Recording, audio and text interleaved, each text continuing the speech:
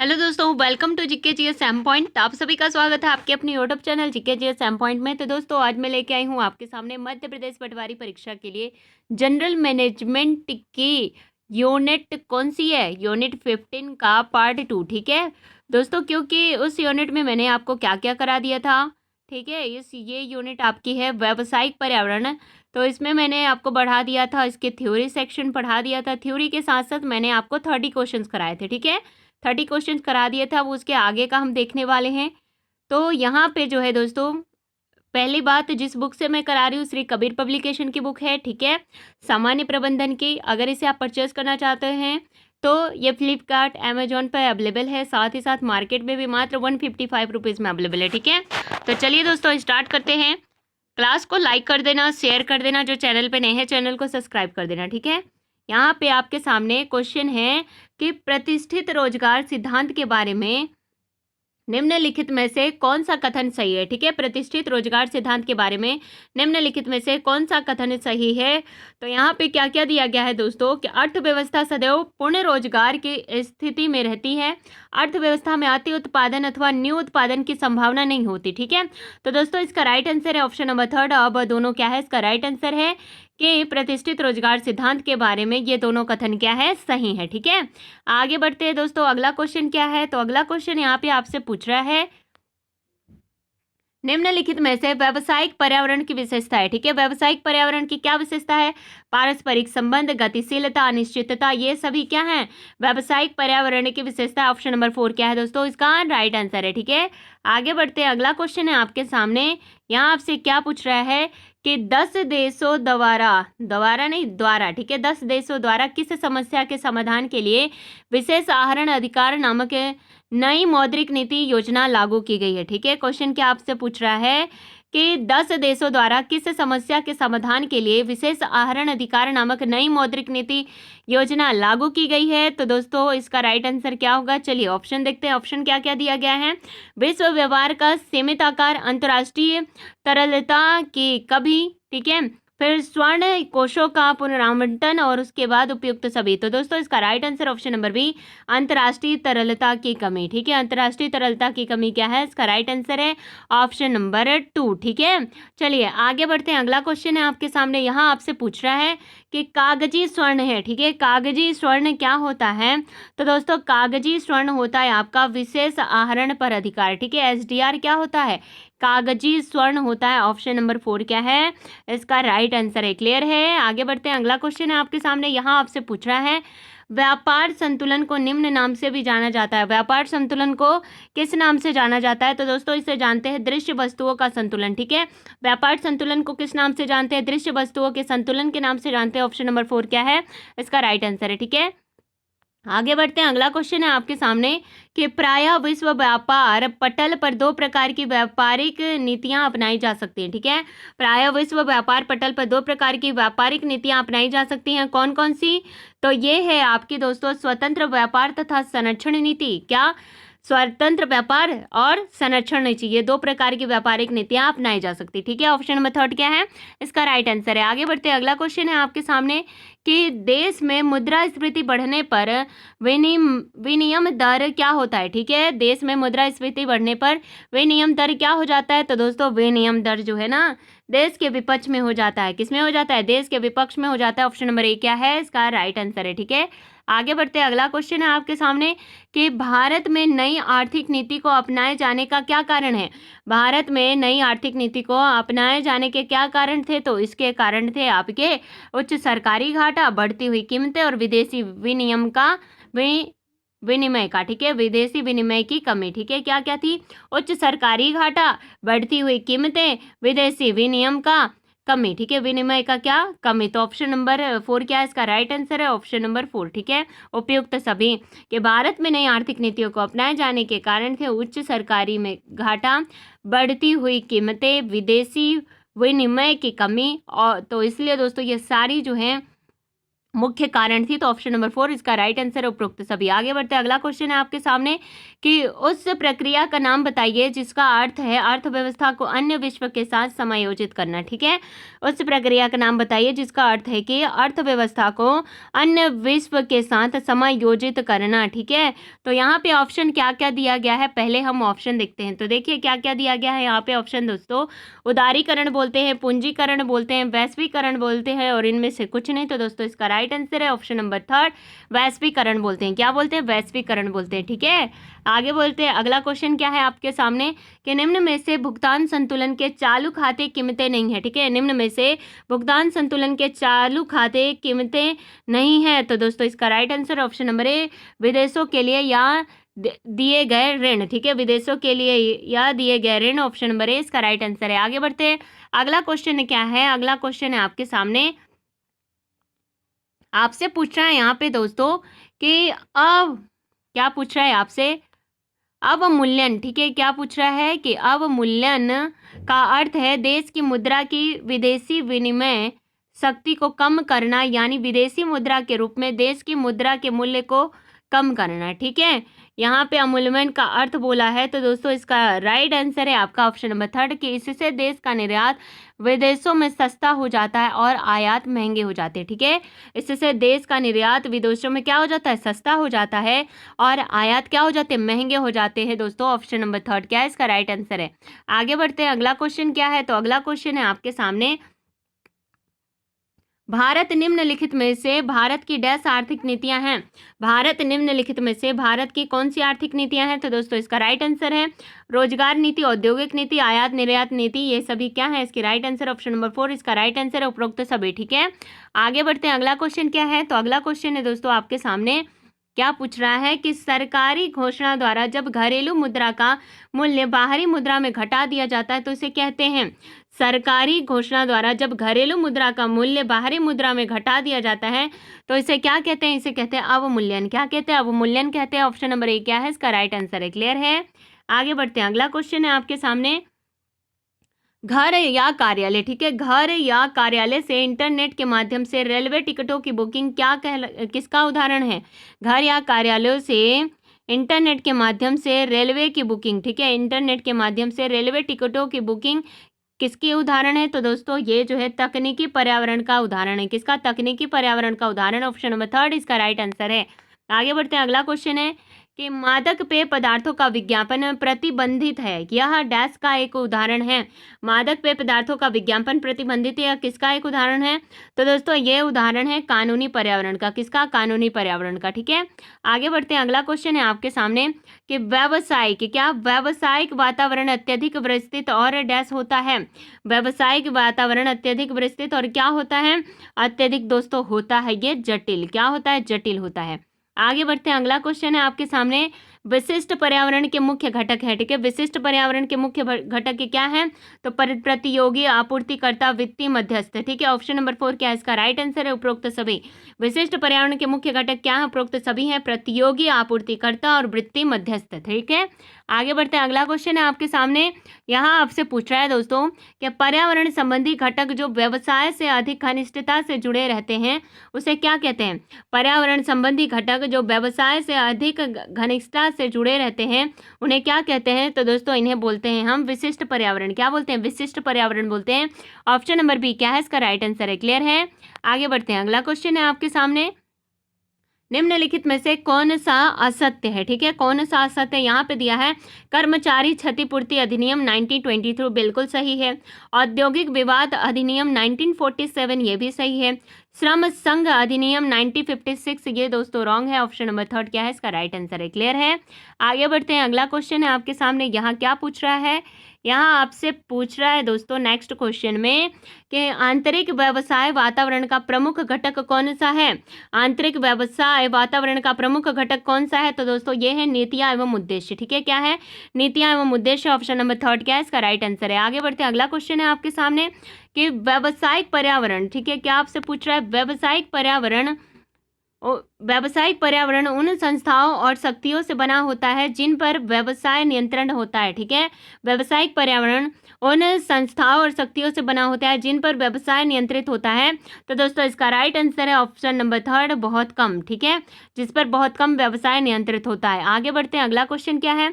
अगला क्वेश्चन है आपके सामने कि भुगतान शेष के असंतुलन को दूर करने के उपायों में प्रशुल्क अंग है। ठीक है, भुगतान शेष के असंतुलन को दूर करने के उपायों में प्रशुल्क अंग क्या है। तो दोस्तों इसका right answer option number B, गैर मौद्रिक उपाय का। ठीक है, गैर मुद्रिक उपाय का क्या है यहाँ पे, प्रशुल्क अंक है। ठीक है, चलिए आगे बढ़ते हैं। अगला क्वेश्चन क्या है। अगला क्वेश्चन आपसे पूछ रहा है दोस्तों कि सरकार द्वारा ई कॉमर्स को अपनाना तथा इसके प्रयोग को बढ़ावा देना व्यावसायिक पर्यावरण के किस घटक के अंतर्गत आता है। ठीक है, सरकार द्वारा ई कॉमर्स को अपनाना तथा इसके प्रयोग को बढ़ावा देना व्यावसायिक पर्यावरण के किस घटक के अंतर्गत आता है।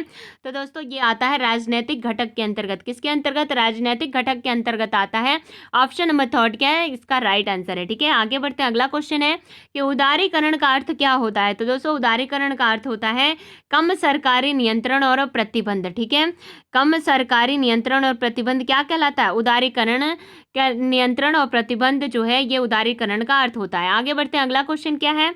अगला क्वेश्चन है दोस्तों आपके सामने कि सभी देशों में वस्तुओं और सेवाओं का मुक्त प्रवाह निम्न में से किसके अंतर्गत आता है। सभी देशों में वस्तुओं और सेवाओं का मुक्त प्रवाह किसके अंतर्गत आता है। पहला है उदारीकरण, दूसरा है निजीकरण, तीसरा यहाँ पे क्या दिया गया है, ऑप्शन तीसरा दिया गया वैश्वीकरण, चौथा है उदारीकरण एवं निजीकरण। तो दोस्तों इसका राइट आंसर है वैश्वीकरण, ऑप्शन नंबर थर्ड। ठीक है, आगे बढ़ते हैं। अगला क्वेश्चन है आपके सामने, भुगतान संतुलन के पूंजी खाते से संबंधित मद है। भुगतान संतुलन के पूंजी खाते से संबंधित मद क्या है। तो दोस्तों ये है आपका क्या, विनियोग आय, अवांछित भुगतान, उपयुक्त सभी संपत्ति के क्रय विक्रय से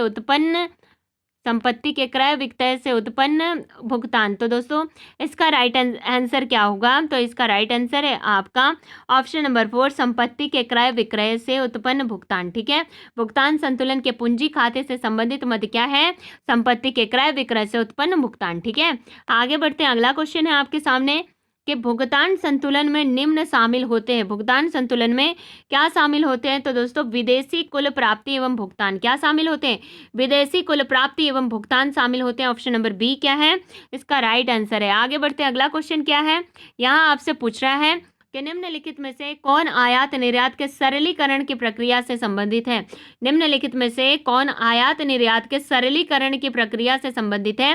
तो दोस्तों इसका राइट आंसर है ऑप्शन नंबर ए, उदारीकरण। ठीक है, उदारीकरण क्या है, इसका राइट आंसर है। आगे बढ़ते हैं। अगला क्वेश्चन है आपके सामने, वैश्वीकरण का लक्ष्य डैश होता है। वैश्वीकरण का लक्ष्य क्या होता है, निर्यात संवर्धन, विदेशी मुद्रा सुधार, आयात उदारीकरण, ये सभी क्या हैं, ये सभी वैश्वीकरण का लक्ष्य होते हैं। ठीक है, वैश्वीकरण के क्या है, लक्ष्य हैं। ठीक है, आगे बढ़ते हैं। अगला क्वेश्चन है आपके सामने, सार्वजनिक क्षेत्र की भूमिका को कम करना और निजी क्षेत्र की भूमिका को बढ़ाना। सार्वजनिक क्षेत्र की भूमिका को कम करना और निजी क्षेत्र की भूमिका को बढ़ाना, ये क्या कहलाता है दोस्तों, ये कहलाता है निजीकरण। क्या कहलाता है, निजीकरण कहलाता है। आगे बढ़ते हैं। अगला क्वेश्चन है आपके सामने, यहाँ आपसे पूछ रहा है कि व्यावसायिक वातावरण के आयाम है। व्यावसायिक वातावरण के क्या आयाम होते हैं। तो दोस्तों कानूनी पर्यावरण। कानूनी पर्यावरण क्या है, व्यावसायिक वातावरण के आयाम है। ऑप्शन नंबर ए क्या है, इसका राइट आंसर है। आगे बढ़ते हैं। अगला क्वेश्चन क्या है, अगला क्वेश्चन आपसे पूछ रहा है दोस्तों यहाँ पे कि निम्नलिखित में से कौन सा आयाम व्यावसायिक पर्यावरण का नहीं है। निम्नलिखित में से कौन सा आयाम जो है व्यावसायिक पर्यावरण का नहीं है। तो दोस्तों इसका राइट आंसर होगा ऑप्शन नंबर थर्ड, वाणिज्यिक पर्यावरण। ठीक है, वाणिज्यिक पर्यावरण आयाम जो है व्यावसायिक पर्यावरण वातावरण का नहीं है। ठीक है, आगे बढ़ते हैं दोस्तों। अगला क्वेश्चन है आपके सामने कि ब्याज दरों में परिवर्तन, मुद्रास्फीति दर, लोगों की प्रयोज्य आय में परिवर्तन किसका उदाहरण है। तो दोस्तों ये उदाहरण है किसका, ये उदाहरण है आपका आर्थिक पर्यावरण का। किसका उदाहरण है, आर्थिक पर्यावरण का उदाहरण है। आगे बढ़ते हैं। अगला क्वेश्चन क्या आपसे पूछ रहा है, यहाँ आपसे पूछ रहा है दोस्तों कि निम्नलिखित में से कौन आर्थिक पर्यावरण का घटक नहीं है। तो दोस्तों इसका राइट आंसर है ऑप्शन नंबर बी, खपत की आदतें। ठीक है, खपत की आदतें जो है ये आर्थिक पर्यावरण का घटक नहीं है। आगे बढ़ते हैं। अगला क्वेश्चन है आपके सामने कि व्यवसाय के सामाजिक वातावरण में शामिल है। व्यवसाय के सामाजिक वातावरण में क्या शामिल है। तो दोस्तों मूल्य, सामाजिक रुझान, रीति रिवाज और परंपराएं, ये सभी क्या हैं, व्यवसाय के सामाजिक वातावरण में शामिल हैं। क्लियर है। अब हम आगे बढ़ते हैं। अगला क्वेश्चन आपसे पूछ रहा है कि निम्नलिखित में से कौन सा सामाजिक पर्यावरण का घटक नहीं है। निम्नलिखित में से कौन सा सामाजिक पर्यावरण का घटक नहीं है। परिवार की संरचना, जनसंख्या बदलाव, जीवन प्रत्याशा, इनमें से कोई नहीं। तो दोस्तों ऑप्शन नंबर 4 क्या है इसका राइट आंसर है, इनमें से कोई नहीं। ठीक है, चलिए आगे बढ़ते हैं। अगला क्वेश्चन आपसे पूछ रहा है निम्न में से कौन सा सामाजिक वातावरण का उदाहरण है। निम्न में से कौन सा सामाजिक वातावरण का उदाहरण है। आपके सामने दिया गया है परिवार की संरचना, दूसरा है अर्थव्यवस्था में मुद्रा आपूर्ति, तीसरा दिया गया है दोस्तों आपका उपभोक्ता संरक्षण अधिनियम, और चौथा दिया गया है देश का संविधान। तो दोस्तों इसका राइट आंसर है ऑप्शन नंबर 1, परिवार की संरचना जो है सामाजिक वातावरण का उदाहरण है। क्लियर है।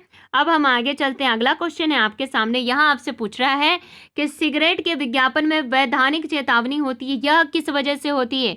यह किस वजह से होती है। तो दोस्तों ये कानूनी पर्यावरण की वजह से होती है। ठीक है, आगे बढ़ते हैं। अगला क्वेश्चन है आपके सामने कि निजीकरण की सफलता के लिए इनमें से कौन सी शर्त हो सकती है।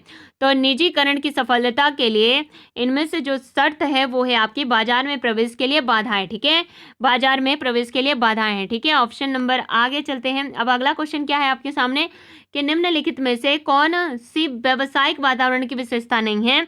तो इसका राइट आंसर ऑप्शन नंबर 3, देने वाला। देने वाला जो है ये व्यावसायिक वातावरण की विशेषता नहीं है। ठीक है, आगे बढ़ते हैं। अगला क्वेश्चन है आपके सामने, यहाँ आपसे पूछ रहा है सभी व्यक्ति, संस्था एवं अन्य शक्तियों की समग्रता को प्रभावित करने की क्षमता कौन रखता है। सभी व्यक्ति, संस्था एवं अन्य शक्तियों की समग्रता को प्रभावित करने की क्षमता कौन रखता है। तो दोस्तों ये रखता है व्यावसायिक पर्यावरण। कौन रखता है, व्यावसायिक पर्यावरण रखता है। ऑप्शन नंबर 1 क्या है इसका राइट आंसर है। आगे बढ़ते हैं। अगला क्वेश्चन है किसके सुधार से वर्तमान उत्पाद अप्रचलित हो सकते हैं। किसके सुधार से वर्तमान उत्पाद अप्रचलित हो सकते हैं। तो दोस्तों इसका राइट आंसर है तकनीकी सुधार से। किसी से, तकनीकी सुधार से जो है वर्तमान उत्पाद अप्रचलित हो सकते हैं। ठीक है, आगे बढ़ते हैं। अगला क्वेश्चन क्या है। अगला क्वेश्चन है आपके सामने कि राजनैतिक अनिश्चितता किसके मन में भय पैदा कर सकती है। राजनैतिक अनिश्चितता जो है किसके मन में भय पैदा कर सकती है। तो आपके सामने क्या क्या ऑप्शन दिया गया है। यहाँ आपसे ऑप्शन दिया गया है दोस्तों पर्यावरण, तकनीकी सुधार, निवेशकों के और सामाजिक सुधार के। तो दोस्तों इसका राइट आंसर ऑप्शन नंबर 3, निवेशकों, क्या यहाँ पे दिया है निवेशकों। ठीक है, निवेशकों के मन में क्या कर सकती है, भय पैदा कर सकती है। ठीक है, आगे बढ़ते हैं। अगला क्वेश्चन क्या दिया गया है। अगला क्वेश्चन है दोस्तों आपके सामने कि बाजार, किसकी बात हो रही है, बाजार में प्रतियोगिता में वृद्धि कौन सी इकाइयों के लाभ को घटा सकती है। बाजार में प्रतियोगिता की वृद्धि कौन सी इकाइयों के लाभ को घटा सकती है। तो दोस्तों इसका राइट आंसर ऑप्शन नंबर 3, व्यवहारिक। ठीक है, व्यवसायिक, सॉरी व्यवहारिक बोली हूँ, व्यवसायिक इकाइयों के लाभ को घटा सकती है। ठीक है, ऑप्शन नंबर 3 क्या है दोस्तों, इसका राइट आंसर है। ठीक है, आगे बढ़ते हैं। अगला क्वेश्चन क्या दिया गया है। अगला क्वेश्चन आपके सामने दिया गया है यहाँ पे कि किस पर्यावरण में विशिष्ट एवं साधारण दोनों शक्तियां सम्मिलित होती हैं। तो इसका राइट आंसर है ऑप्शन नंबर 4, व्यावसायिक पर्यावरण में। किसमें, व्यावसायिक पर्यावरण में। क्लियर है, आगे बढ़ते हैं। अगला क्वेश्चन है आपके सामने कि किसके पास लोचपूर्ण विनिर्माण प्रणालियां हैं। किसके पास लोचपूर्ण विनिर्माण प्रणालियां हैं। तो दोस्तों इसका राइट आंसर है विनिर्माता। ठीक है, विनिर्माता के पास लोचपूर्ण विनिर्माण प्रणालियां हैं। चलिए आगे बढ़ते हैं। अगला क्वेश्चन है आपके सामने, यहाँ आपसे पूछ रहा है कि कैसे बदलाव से व्यवसाय को विभिन्न अवसर हैं एवं खतरे होते हैं। तो दोस्तों कैसे बदलाव से, तो सामाजिक बदलाव से जो है व्यवसाय को विभिन्न अवसर एवं खतरे होते हैं। ठीक है, आगे बढ़ते हैं। अगला क्वेश्चन है आपके सामने, यहाँ आपसे पूछ रहा है कि रीति रिवाज, मूल्य, सामाजिक बदलाव जैसे सामाजिक शक्तियाँ किसमें सम्मिलित होती हैं। तो दोस्तों ये जो है सामाजिक पर्यावरण में सम्मिलित होती हैं। किसमें सम्मिलित होती हैं, सामाजिक पर्यावरण में सम्मिलित होती है। ठीक है, चलिए आगे बढ़ते हैं। अगला क्वेश्चन है आपके सामने कि पर्यावरण व्यवसाय किसके विभिन्न संसाधनों का स्रोत है।